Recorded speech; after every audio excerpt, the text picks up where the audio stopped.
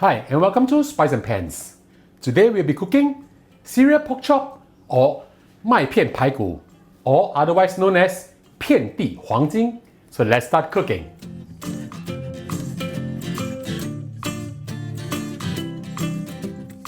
Now we're going to cut up our pork. I have with me over here 300 grams of boneless pork loin. You can use pork collar or pork shoulder if you want. We need to halve the pork first, somewhere along this line. In the middle, just cut it down. I've halved the pork because I want to cut them into bite-sized pieces, and later we're just going to do some slight pounding on the pork loin. Now when we cut the pork, we need to cut against the grain. This is the grain, if you can see it over here. So we cut it this way, so that this will be more tender. So we cut it to approximately half the size of a finger thickness, not too thin, otherwise when we deep fry this later, it will be too tough or not juicy at all. We want to retain a little bit of juiciness in our pork, so that it will not be too dry. So we continue to cut them until we finish cutting. I'll show you the next step. Once you're done, we'll lay the pork out like this, evenly on the chopping board. We're just going to use the back of the knife just to lightly pound them a little bit. And using the back of your knife, just lightly pound them up like this. This to tenderize it a little bit more. We just pound it for a little while, just to flatten it a little bit. Maybe about 20% bigger than the size itself, that would be good. Once you are done with one side, we'll turn it to the other side just to pound it a little bit more. So finish this up and I'll show you the next step.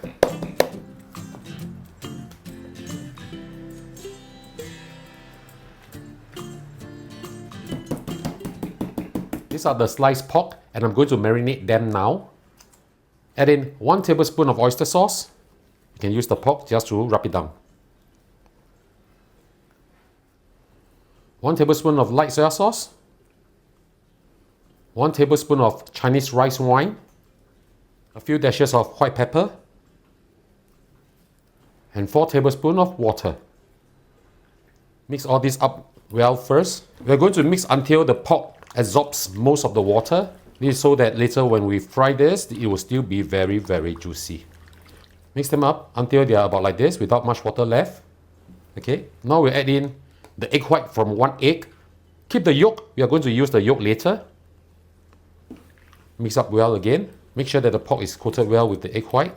Once this is done, we'll add in 3 tablespoons of cornflour or cornstarch. If you do not have cornflour or cornstarch, you can use tapioca flour or tapioca starch or even sweet potato flour. Any starch will be fine. Pour everything in and we'll mix them up well again. Make sure that the pork is coated well with the cornflour. This is going to really tenderize the pork as well as give this a very nice crispy crust.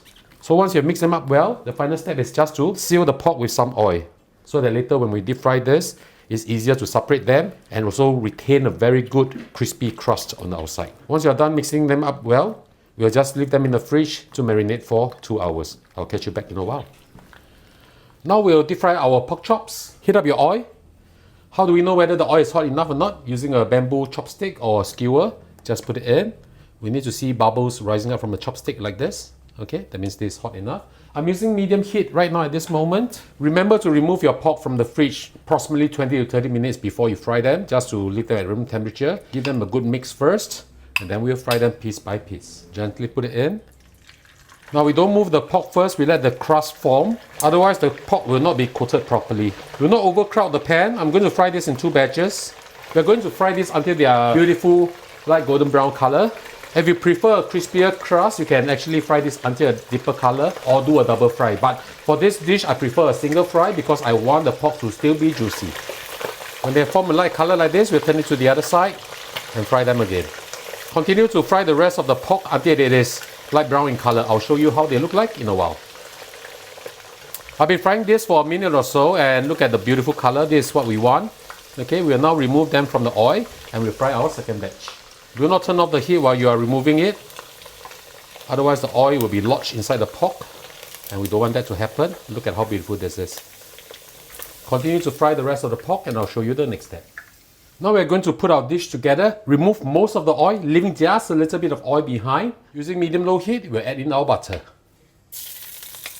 Remember, don't turn up the heat too high. Okay, otherwise the butter will burn easily. We add in 3 cloves of garlic chopped. Move them around.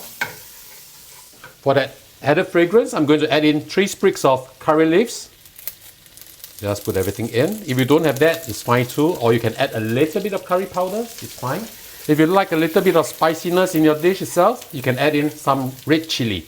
I'm using those big red chili that's not spicy at all, and I've deseeded them. I just want a little bit of spiciness. So one whole red chili, chopped into small pieces like this. Put them in. Move it around. Now that you can hear everything is sizzling, we'll add in our egg yolk. The egg yolk that we have, just drizzle them in. We don't want to waste this. Just drizzle and stir, right?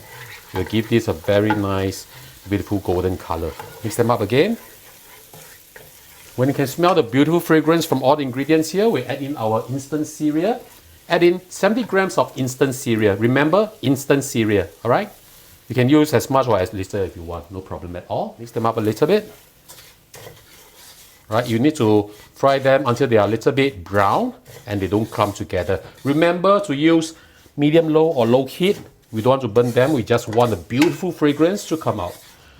Now we will need to season this a little bit too. Depending on the sweetness that you want, I'm adding in 2 teaspoons of sugar. Also add in 1 teaspoon of salt. Mix them up well. This is going to be so good. My family actually loves to eat this cereal on its own just like this. So I'm doing a little bit more for this dish. As you can see, it's getting a little bit golden brown. Just mix them up well. Now we'll add in our pork chop. Add them all in. You can turn up the heat now to medium or medium low and mix them up well together now. I like to flip the wok.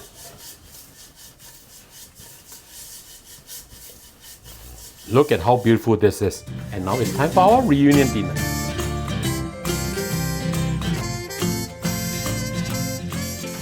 And now the dish is done, let's have a taste.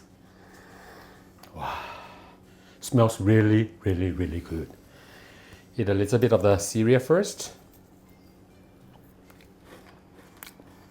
Crunchy, delicious, a little bit sweet, a little bit savory, very, very nice. Let's try the pork chop.